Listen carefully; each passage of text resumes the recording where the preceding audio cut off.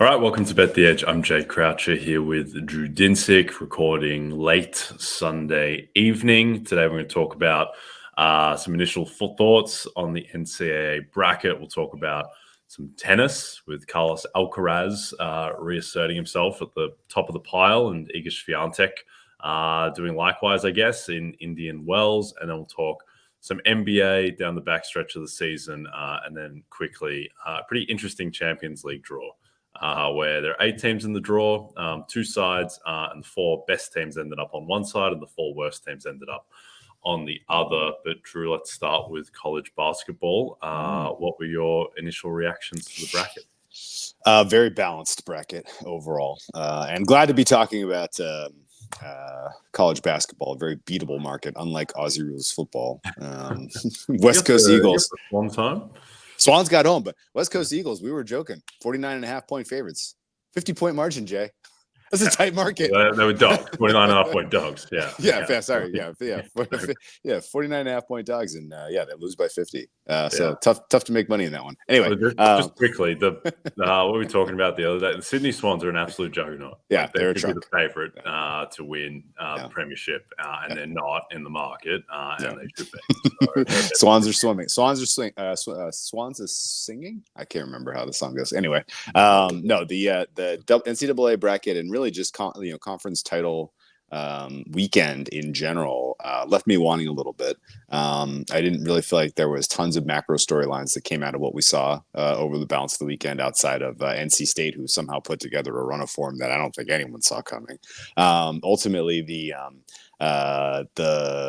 way that it was populated and sort of kind of the key angle that tends to get chewed on is who are the big snubs? Who are the, I think for the most part, everybody that deserved to get in got in. And if you want to say around the edges, the Ohio States and the Wake Forests of the world, who've been playing really good basketball, deserved a shot. I feel that way, but they needed to do better over the balance of the season to really earn a spot. And I think in a lot of years, last year was a good example. The bracket is a little bit imbalanced, and you can take advantage of that by looking at, you have a very good team here, and they are the clearly best team in a weak bracket. A weak region, and they're on the other side of all of the good teams, and so they're only going to have to play one of those. And this is just kind of classical game theory when it goes to looking at draws in a single elimination tournament, be it tennis or college basketball, it does not matter. Same philosophy applies. If you are to take a future position right now, you should literally be looking for, is there a way that I can capitalize on results that do not incorporate this team at all? Right? I'm going to take a shot on this team, and the reason I'm doing so is because I see team, A, B, and C are all in harm's way, either because of the draw that was afforded them, or because of, some other factor in terms of their resume that you don't particularly like. My guiding principles for college basketball and breaking down this tournament are very straightforward. We've said them numerous times on this show, but it is worth restating them for freshness.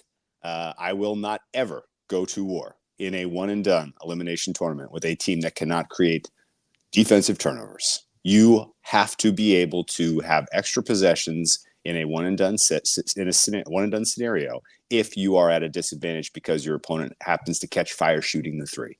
This happens every year in, year out.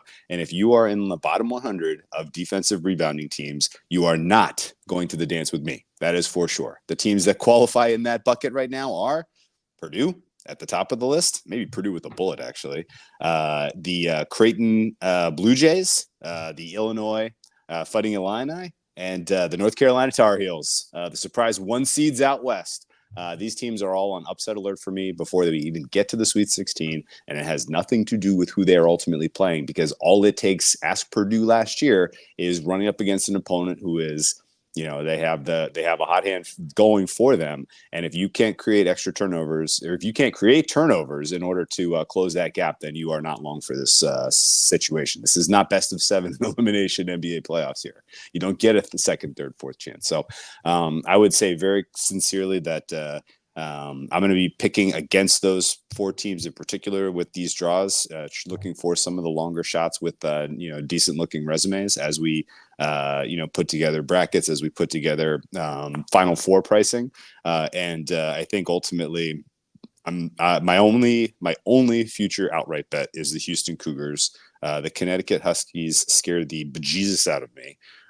But They do have to, what it's worth over the last month. This is a team that is flagging when it comes to creating turnovers. And I think if there is any imbalance whatsoever, I do think that UConn got a tough draw. Having Iowa State is there too. I think Iowa State is the best of the 2 seeds by margin. I think Marquette is the worst of the 2 seeds by a decent amount, which is good for Houston.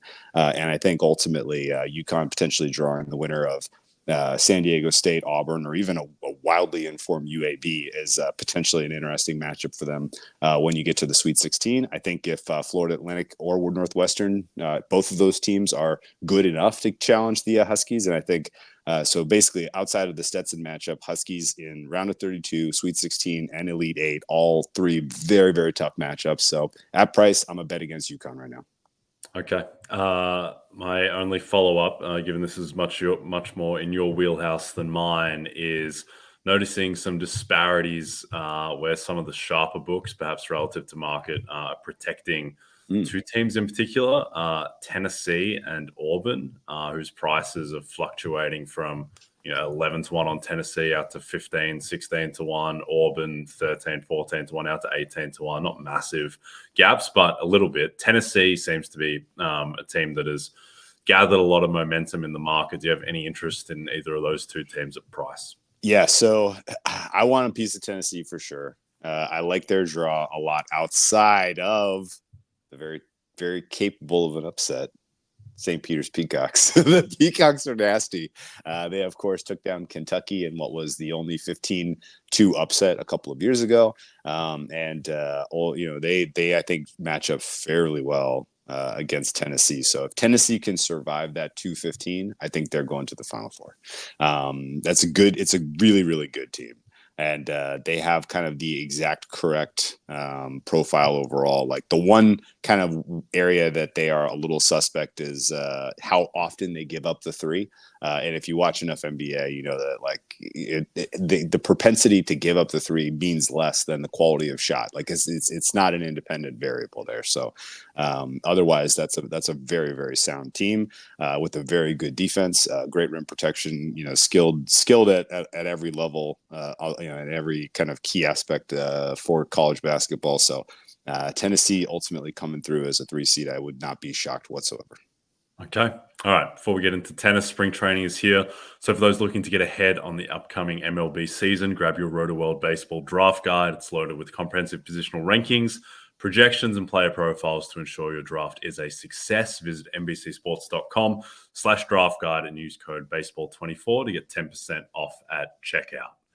All right. Indian Wells. It seemed like on the men's side that we might be in the midst of a changing of the guard of sorts, where Yannick Sinner goes off favorite against Carlos Alcaraz. Looks like he's going to absolutely roll him. And then Alcaraz flips the tables, wins as an underdog, then destroys Medvedev in the final. And then on the women's side, just business as usual, Iga Swiatek takes down Maria Sakkari, 6-4, 6-love. Sakkari? We decided on that one? Sakkari. Okay. Well, it doesn't matter because she lost 6-4, 6-love. She got sacked. Minus 670. So no changing your name to what you want, Sakkari, after pulling a Devon A-chain, where apparently if you have a big performance, you're allowed to change the pronunciation of your name. So what were your big takeaways out of Indian Wells? Yeah, so no real surprises on the women's side with Iga rolling. We didn't ever see her really in harm's way this whole tournament. So we don't really, like we've talked about this, I feel like a lot. I don't know if it was behind closed doors or if it was actually on the pod, but Iga is now at the stage of her career where if plan A goes according to, as hoped for, then she turns into just an absolute, snowball rolling downhill. It just is, it's just so dynamic late in games once she's solved her opponent. Like really, if there's a wobble, if somebody is getting the better of her early on, and if she has to go to plan B, or if she just loses a little bit of confidence, that's the only times we ever really see her vulnerable. And she had no issues with the draw she was afforded in this match, in this tournament. And, it's really kind of the ideal situation for her to excel. And she was incredible.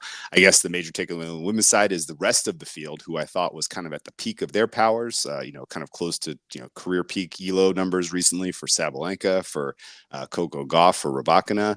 Rybakina didn't even play because she's apparently injured. Sabalenka was a wild disappointment, not even getting to the later stages of this tournament. And Coco Gauff ultimately flamed out, and Sakkari was the beneficiary of all that. Sakkari really needed to put together some good tennis to start building her confidence, but she doesn't excel on clay. She doesn't excel on grass. So the fact that she got into the final in this one and got some very valuable ranking points is going to help her substantially in the fall. So maybe kind of keep an eye on her and see if she can kind of build on this and be a threat once we get to U.S. Open season. Disappointing effort from Naomi Osaka, who we were watching very closely to see if she could put together some form. The market is going to be pretty cool on her at Miami, I would expect, and I may just take one last shot to see if she can find anything, because that is her backyard. So she should, and in general, it's faster conditions, so she should benefit from that. But really, the gap on the women's side is kind of as big as it's ever been, in recent memory between Iga and the rest of the pack. And, it's tough to see how it's tough to go against her with confidence at this stage. The men's side was the much more valuable data set because Carlos Alcaraz comes through and played a very different style of tactical tennis than what we were used to seeing from him. He actually kind of, it felt to me at least like I was watching, Nadal in terms of his approach to matches, where now I'm not talking about the shots he was making, the style of tennis he was playing. It was much more just, how am I going to use my resources over the balance of this match? Right. He was not afraid to kind of experiment a little bit, test his opponent a bit, give up, a service hold early in the tournament, knowing that he was going to have opportunities to break back later on. You saw it pretty regularly, like completely unfazed, unflapped by conceding 6-1 to Sinner in the semifinal first set, completely unfazed, giving up the early break to Medvedev in the final. And just in general, if you can dispatch Medvedev as well as he's playing this season, and if you could end the reign of terror that Jannik Sinner had on the rest of the tour, we need to be paying sincere attention to how good you're playing right now. And honestly, Alcaraz needed this because he played one warm-up match on the clay swing in Rio de Janeiro, where he got hurt on the third point of the match and had to retire. And I think if he had not put together this run here, we would be scratching our heads a little bit about how to treat him, how to price him when we get to the clay over in Europe coming up in about a month. So that was a hugely, hugely impressive performance by Alcaraz. And I would say that in general, I still put Sinner number one right now in terms of like what's fair rating. Who's the number one power rated tennis player right now? It's clearly Jannik Sinner. Alcaraz is very, very close behind him, though. And if those two don't, again, kind of meet in Miami, it will be a little bit of a shock.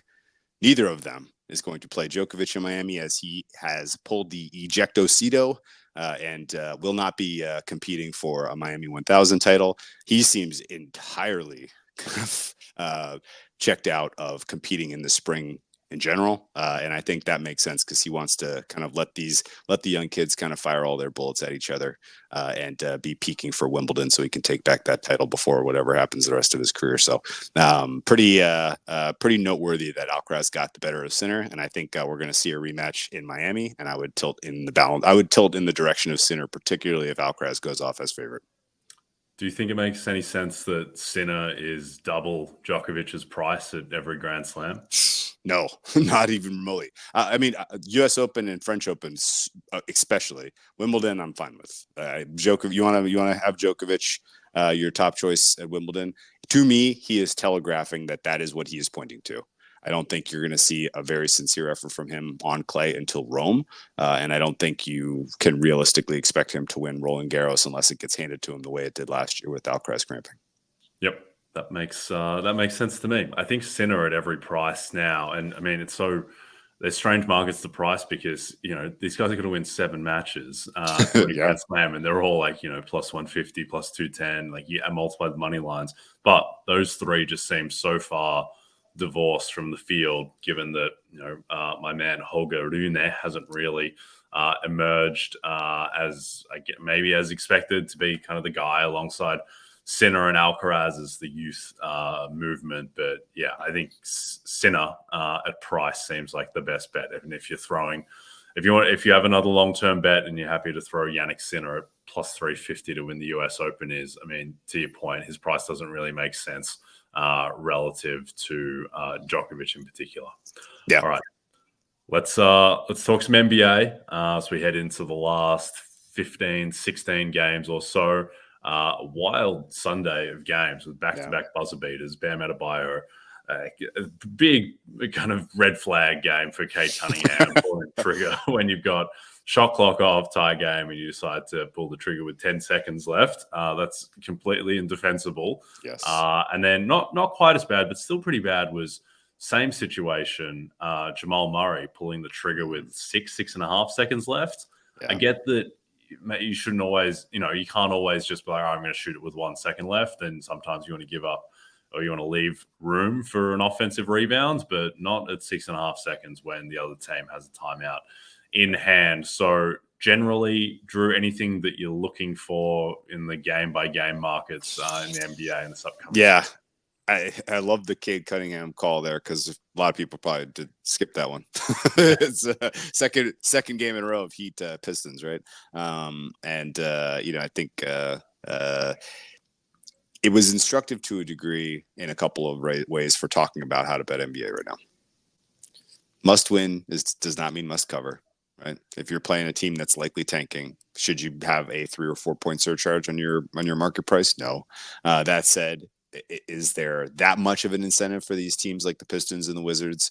Wizards especially. Like the Wizards seem like they really are not interested in playing competitive basketball. Hornets to a degree, and then only team really in the West that doesn't really seem to be giving you like an honest effort right now is I don't know. I don't really know if I want to call anybody out, but the teams that are effectively positioning themselves for draft right now, you kind of have to pay attention to motivations. The clear and obvious example is the Raptors. The Raptors do not get their first round pick if they do not continue to lose basketball games. That pick goes to San Antonio. And so there are a couple of scenarios here in the final frame of the regular season where you just are going to have to pay pretty close and look for in-game opportunities to bet against teams that are playing surprisingly well through, say, 3 quarters, and then ultimately pull the rug on themselves as they do not really want to win the game. So I would say in general, look for opportunities to bet against teams that are not inclined to win. And I don't think that there was necessarily a tank in order for Detroit, but that was a very bizarre end game sequence there. And it was a bummer as someone who's holding Magic Southeast outright. So I would have loved to see the Heat, fumble the bag there and, kind of give up some more ground to our Orlando Magic. So, the rest of the top of the West is kind of the key to focus on right now. And you brought up the Nuggets end of game. I'd like your opinion on this. You worried at all about Murray? Like, does he look like he's a player that's taking any step forward?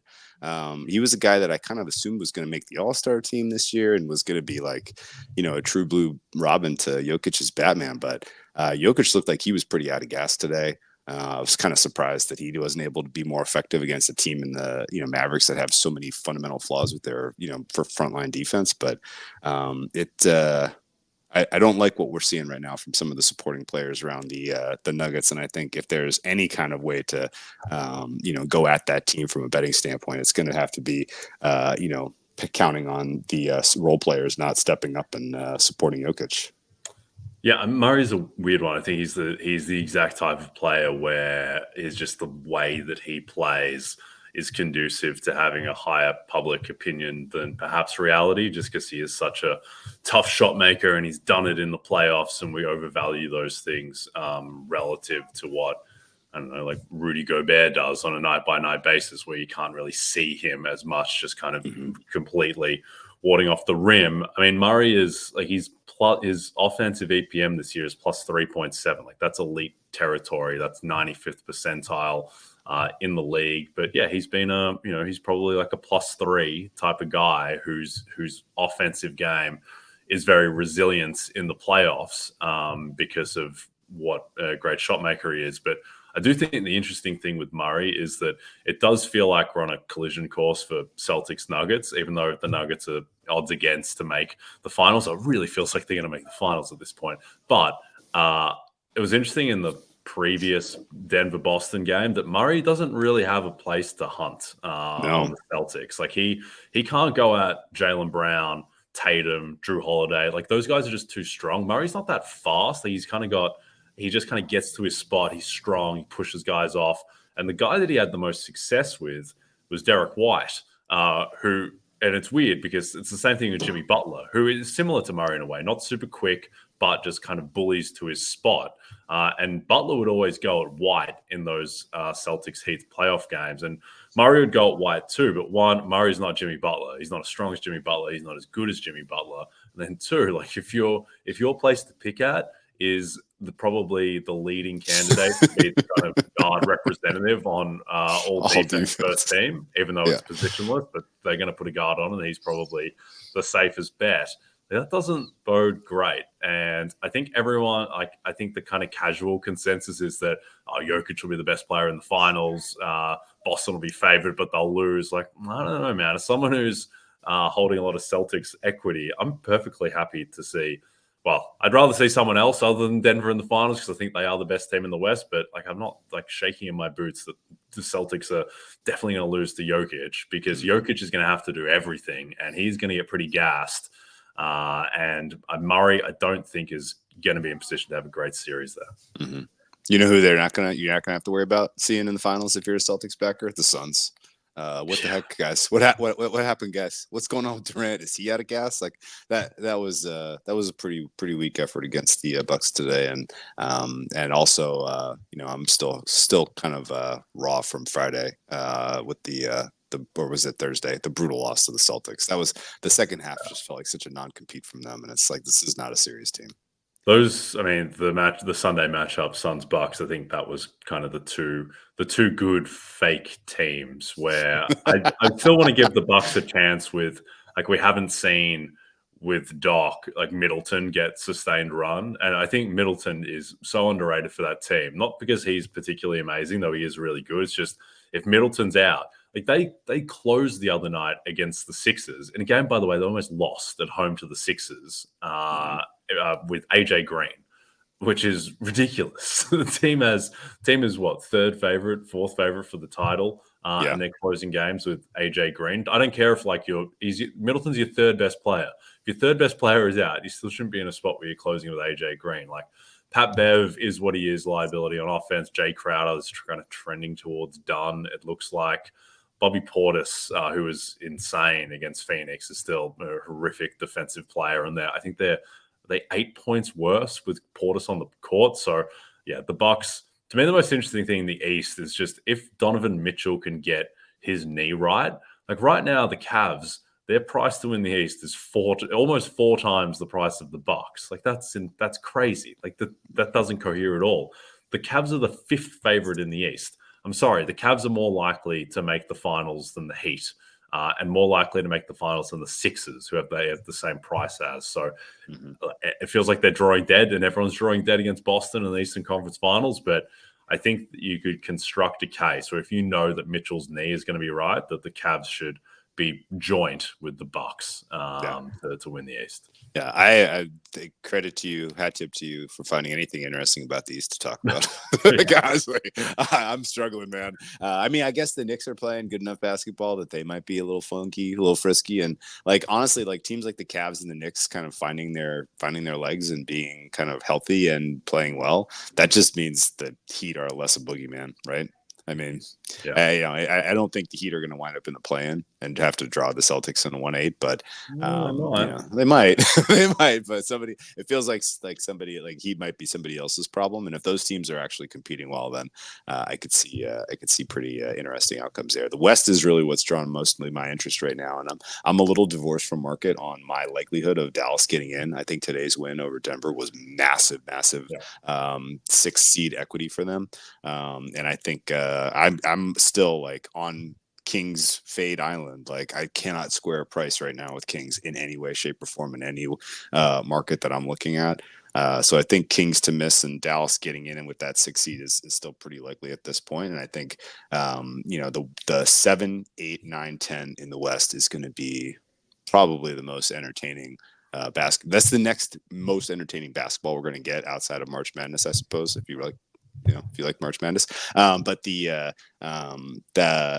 two matchups potentially with Mavs, Suns, Warriors, Lakers are going to be fun. that Warriors Lakers game was very, very entertaining. And those two teams playing for the 9-10 for the right to knock the Suns or the Kings out of the playoffs would be pretty good. Because again, my projections right now would have Mavs flipping Kings being the 6. I think you're going to get Kings Suns. I think you're going to get Warriors Lakers. And I think between those teams, it wouldn't shock me if Suns Lakers find their way out of the playoffs the way they're playing right now. Yep, I could definitely see that. The last thing on NBA before we move to the Champions League is I can already see, at least in my mind, how this is going to play out with the Knicks. They're going to take care of probably the Magic at this point. Is probably their most likely opponent in a 4-5. The Knicks will win that series most likely, and then they'll play Boston. And the narrative will be, can you go deep in the playoffs when you have Jalen Brunson on defense? Because he's going to get eviscerated if they play Boston. And this was instructive when I went to the Garden a few weeks ago to see the Knicks in person. And just seeing how Butler and really everyone was just kind of hunting Brunson every play when the team was engaged and running the real stuff. And it puts the Knicks in rotation. They're just in constant rotation if a team is picking at Brunson because they're not okay with just Jimmy Butler going at Jalen Brunson. Like, he's 6'2" and he's not particularly athletic. He's an incredible outlier offensive player. He's 7th in the entire league in offensive EPM. He's got a higher offensive EPM than Stephen Curry and LeBron James. Like, the guy is an absolute marvel on offense, but he is a negative on defense. And I think the regular season gets hidden a bit. But if a team decides to do like the LeBron hunting Steph in the finals, just every single play, bring me Stephen Curry to eat on a ball screen, then I think Brunson is going to get exposed, and that's going to be the big storyline the Knicks. And also the storyline will be Julius Randle bricking shots, which will happen in the playoffs as it does. Okay, let me make a marker for you. Knicks playoff wins over under 4.5. I would take the over on that just because of the likelihood. I think that they're going to see the Magic or the Pacers in round 1, most likely the Magic at this point, and I'm pretty they're going to be pretty short favorites in that series. And then they get one game against Boston. They'll lose 4-1. Gentlemen's sweep. Yeah, that's 4-2 Magic, 1-4 Boston. Okay. Yep, that sounds about right. That's probably my read. Okay, let's close out with the Champions League quarterfinals. This is an interesting one from a math perspective, and I don't know the answer to this, but keen on your thoughts. So I'm holding a lot of Man City to win the Champions League, and I wasn't really sure what I wanted in the draw. And on face value, you think, well, the Man City are drawn on the same side as Arsenal, Bayern Munich, and Real Madrid, who are the next 3 best teams in some order. I would say Madrid, then Arsenal, then Bayern. And then the other 4 teams are on the other side: Atletico, PSG, Dortmund, and Barcelona. And anyone who's only casually following soccer, Barcelona are not good this year at all. They have been a disaster and not impressive domestically or really in the Champions League. But I wasn't sure what type of draw I wanted because on one hand, you don't want to play the best teams. On the other hand, when you are the best team, which City are, it is in a way better to play Real Madrid over 2 legs and reduce the variance as opposed to having to play them in a one-off final where obviously with the smaller sample, there's just more variance. So what do you think? Do you think that this is a good draw for City or is it just kind of neutral? I agree with your point that it was a good draw for City. I think home and home against Real Madrid is advantageous, and home and home potentially against Arsenal is huge. Like, I don't think those are the 2 teams that I sort of had circled as, well, that if they run into you and they're hot in that single deciding game in London on June 1st, then you could be in trouble. But more obvious than that, who in the world is looking out upstairs for PSG? Holy smokes. Like, I know, but I don't rate Barcelona at all in that head-to-head. And then they get the winner of Atletico Madrid, Borussia Dortmund. That's as soft of a 1-2 punch as you could have ever asked for out of these final 8 teams. I don't know, man.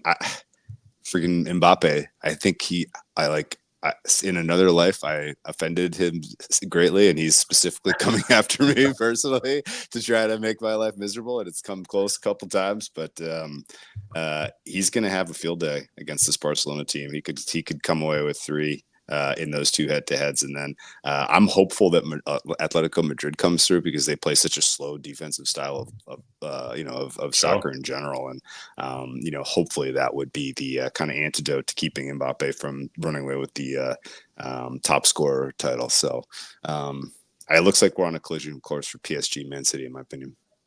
Yep. Well, I think PSG are the best team in the bottom half, which is insane to say because PSG is not very good. No. And I think that, if Inter were in the bottom half of the draw, then they would be, I think, clearly the best team. PSG have been not diabolical, but they've been very uninspiring domestically, and they just don't have the same talent level that they've had in years past. This is kind of a transition year for the team. They decided to get actively younger. They lost Neymar. Messi didn't really replace them. Marco Verratti as well, who'd been kind of the metronome in the midfield for so long for them. And these other teams, like Dortmund is fourth in the Bundesliga. They're 6 points behind Stuttgart. Yeah. They're just not very good. Barcelona, as mentioned, have been somewhat of a mess all year. And they go up against Atletico, who on Sunday, Barcelona went into Atletico's home stadium and beat them 3-0. So that's where Atletico are at the moment. They've been sliding in 2024. Now, you can make the case Atletico might be the team that is most suited to playing these Champions League ties instead of just playing kind of week to week domestically, because they are so good defensively that when they lock in, and Diego Simeone has a great record in the Champions League, their manager. So certainly scope for Atletico to reach the final. I would say the biggest betting takeaway is that when you're considering betting a team to win the whole thing or to reach the final, you have to heavily weigh now that everyone on the good side of the draw is going to be very short in a final, whoever it is, against whoever comes out of the bottom side of the draw, at least bottom in terms of the quality. So Man City could be minus 500 to lift the cup in the final. And so right now the market is implying like they're plus 175 to win it, even money to reach the final. So that's implying that they're in decimal odds $1.38. So what's that, like minus 275 or something to reach to lift the cup should they get to the final. I think that might even be not aggressive enough. Like I agree. Given that they were minus 450 to lift the cup against Inter last year, and Inter were traveling, I think, at least as well as these teams are. So I would rather bet City at plus 175. Can I ask you a weird question? Sure. There's been a rule change, right? The draw is new. They randomly pulled for opponents up until all the way through to the final every other year that I've handicapped this, and I was caught by surprise when they put the bracket up. I was like, it's not really a bracket. Oh no, it is. Like your opponents are set. There's no more there's no more cloak and dagger stuff here. So is there any chance that even in this very liquid market, the sharpest, most liquid market in the world, is everything priced correctly? No, knowing that, having kind of looked more into this, particularly in the past couple of months, no, they're not. And as liquid as these markets are, like they're liquid in that you can get, 10K down on Betfair at a price point. Like that's not, global liquidity levels that we're talking about for NFL lines or totals or anything, or even money lines for Champions League matches. So no, I don't think that these markets have to be correct. Naturally, you would suspect that the Champions League outright is going to be more solid than the second division Danish outright, but I think that these can absolutely be exploitable if you're willing to put the time into it. And sometimes these you just look at the different market types and they just don't correspond to each other with the reach the final and to win the outright market. So no, I don't think. I mean, the way I'm looking at it, I've been betting the Premier League outright market, which I don't think is as solid. I think that the outright market is just like heavily overrating Liverpool and has been for a while now. So I think these markets are more beatable than even I thought a few months ago before I really started diving into it a little bit more. Yeah, because I tried to square away the these are big bets you can make right now. Not like run away and buy an island type of stuff, but like the to reach the final and to win the UEFA Champions League prices don't make sense to me. And it almost feels like people are just sort of, or maybe people are missing that they have fundamentally changed the format. Well, I mean, 18 months or less than 18 months ago, the Chiefs Super Bowl price was just completely wrong. You can get to win 100K on the Super Bowl pretty easily, and the market was just completely wrong and wasn't baking in the fact that post Hamlin that they had this kind of gifted path to the 1 seed. And the market, and even after like 2 weeks of that being known and heading into the playoffs, like, well, if you just add up the money lines, they're not going to be that price. So yeah, sometimes these markets, they have the illusion of liquidity because of the stature of the market and the fact that it's the Champions League or it's the Super Bowl or whatever. But they don't have to be. They certainly don't have to be correct. Or the game by game market lines, they are correct. They're correct. They're true. They're correct. Wouldn't be blasting into to Man City to win at the Bernabeu or close, but might blast into them to win the Champions League. All right, we are done. Don't forget to check out NBCSports.com for more information to help you with your wagers. Thanks for those watching on the NBC Sports YouTube channel. If you're listening to us in podcast form, don't forget to rate and subscribe. Also, a reminder to find your favorite NBC Sports shows on Amazon Music. Just head to amazon.com/NBC Sports. From Jay Croucher and Drew Dinsick, we'll see you soon.